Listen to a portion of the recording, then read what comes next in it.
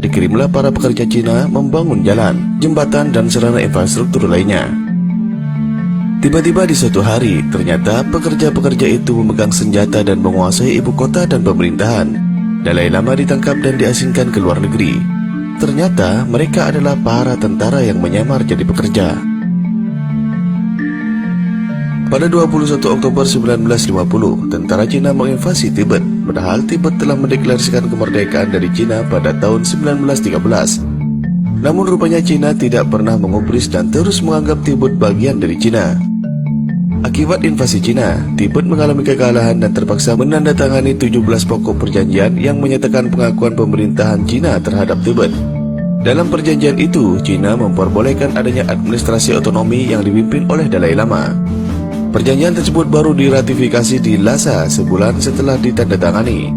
Dalam perjanjian itu disebutkan kalau Dalai Lama memerintah di Tibet yang merupakan bagian dari wilayah Cina. Perdana Menteri Tibet Runggawa kala itu tidak pernah mau menerima perjanjian dengan Cina. Ia menganggap Cina adalah penjajah yang tak perlu dipatuhi. Sebaliknya, Majelis Nasional Tibet meminta agar Perdana Menteri Tibet Runggawa menerima perjanjian itu sebab tentara Tibet telah dikalahkan oleh tentara Cina yang jumlahnya sangat banyak. Faktanya kala itu Tibet tak mampu melawan Cina. Indonesia harus bercermin dari Tibet. Sejak 700 tahun yang lalu, Cina sangat berbaik hati sama Tibet. Dengan gaya yang terkesan santun, Cina membantu Tibet dalam membangun infrastruktur. Proyek dikerjakan militer Cina yang dikirim ke Tibet sebagai pekerja pada proyek-proyek investasi pembangunan kereta api, jalan-jalan, dan lain sebagainya. Namun pada saat yang sudah ditentukan, para pekerja itu mengeluarkan senjata dan mereka menodong polisi dan tentara. Sampai akhirnya peradaban di Tibet hancur.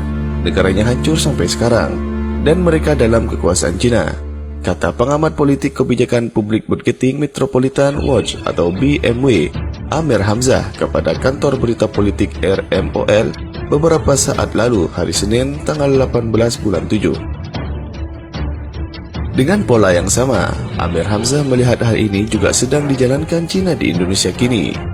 Setelah berinvestasi di Indonesia, investor juga telah menyelundupkan para militer Cina ke Indonesia dengan dalih tenaga kerja proyek. Dan kini, daerah pesisir Indonesia, dari pelabuhan Belawan bagian timur Sumatera, kemudian masuk ke Banten, sampai akhirnya Surabaya, sekitar 97% telah dikuasai oleh Cina.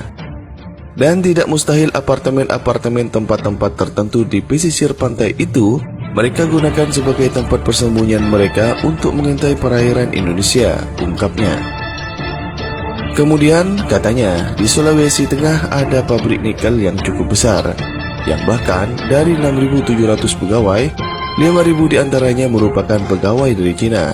Belum lagi di Banten dan Ketapang.